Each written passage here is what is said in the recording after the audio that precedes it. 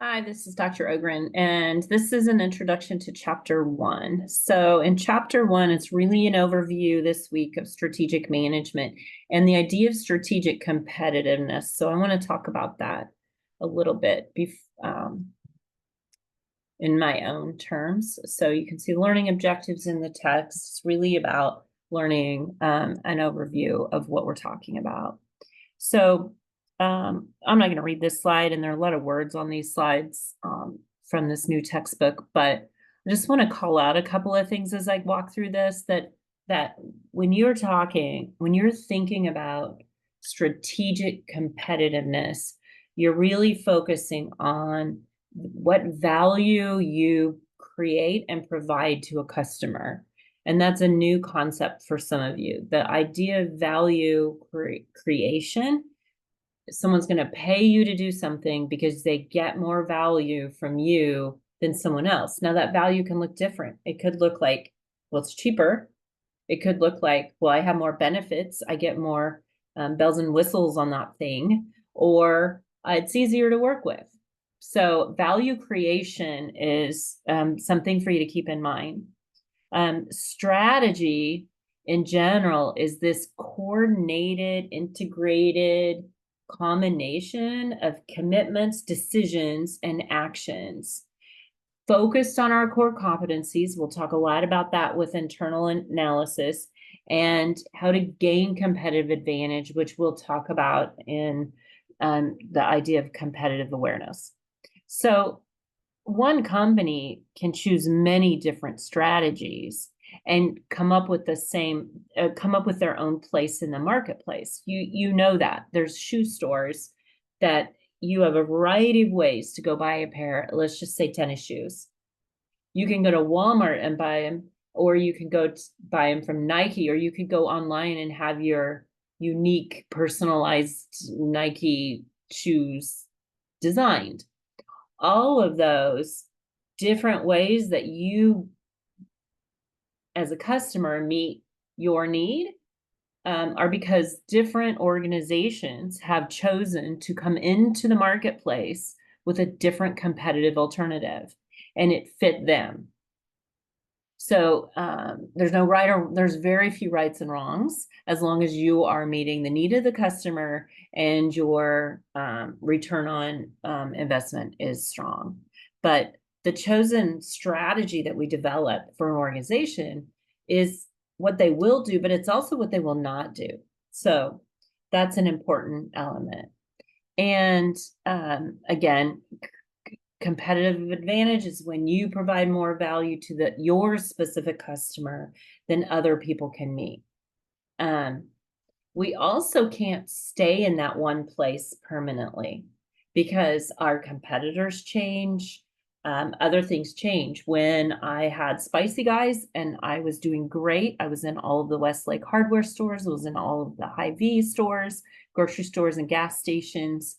I was in lots of places. I knew my place in the market, and I competed eventually against Stot's Pretzels, who had a different strategy, and she had a different, very similar product, but a very different approach. And I had to shift and change and decide, where am I going to stay who I am and where am I going to change to compete in that industry? So very few times is any competitive advantage permanent. And it depends on not only yourself, but what other people are doing. You're going to hear a lot about above average returns in this chapter. This is really referring to what an investor expects to earn if they have shares in your organization. So we're willing to take risks. Strategic leadership have to consider risks and what's the uncertainty in the marketplace. Where are we going to try some chances? Where are we going to try some things? And at what cost am I willing to take that risk? So managing that risk and learning how to assess it from a very unbiased place is tricky, because when we have a new idea, we can have some ego at stake. And therefore, assessing that from the idea of managing that risk is just important. And sometimes we need people outside of our own bubble to help us do that. Average returns refers to the idea of returns equal to what an investor expects to earn. So they expect to take some risk by investing in your company. They expect an average return. It's the above average returns that we're shooting for and really hoping for, right? Or working towards. The strategic management process that we talk about is this whole set of decisions and actions to reach above average returns, to be better than our competitors, to have a stronger foothold in the marketplace, and to create more value. And that process in this text calls it the ASP model: analysis, strategy, and performance. We analyze what's happening, we develop some decisions, commitments, strategy, and then we measure the performance. And we look at the external environment and the internal environment, which I'll talk a bit more here in a second. So this is a really good overview of what the course is about, but it also flows through the firm's steps. So the first thing that a company ought to do is to analyze the external environment and the internal organization to identify external opportunities and threats, and to recognize its internal resources. So we could do a SWOT analysis and say externally we're looking at strengths and weaknesses, and nope, I said that backwards. Internally, we're looking at our strengths and our weaknesses, would be an example of analyzing our core competencies.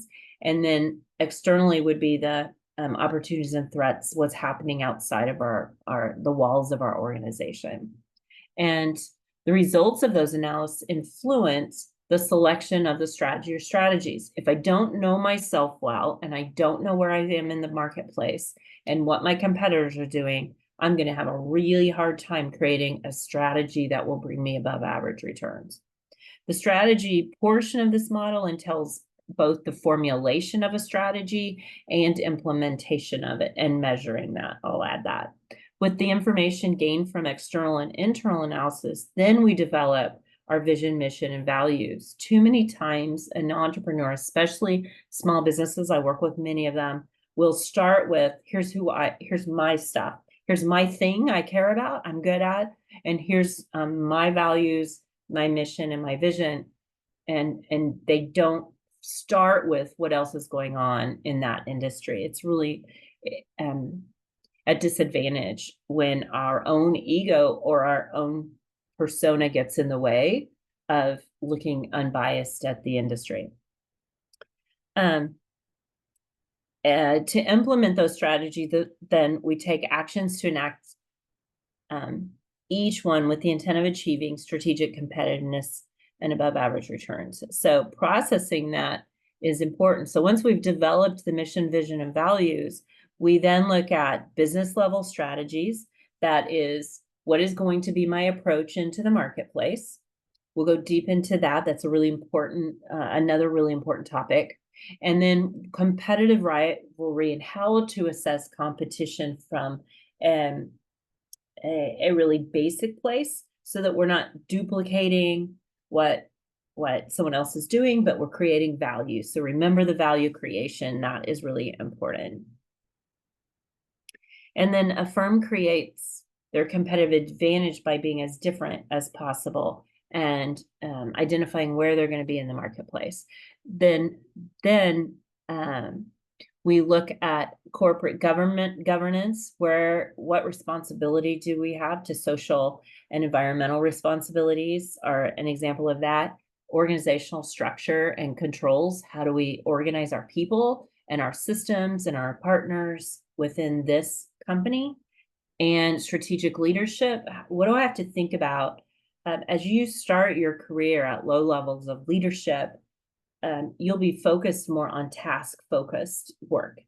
Are the people that work for you getting their job done? You move up in the organization and you're thinking more about, how do I fit? How does my group fit within the strategy of the organization? And at the highest level, you're really looking at partners, long-term, broader leadership, and it's a very different skill set. So that's kind of where we'll wrap this course up. and look at it from this holistic way.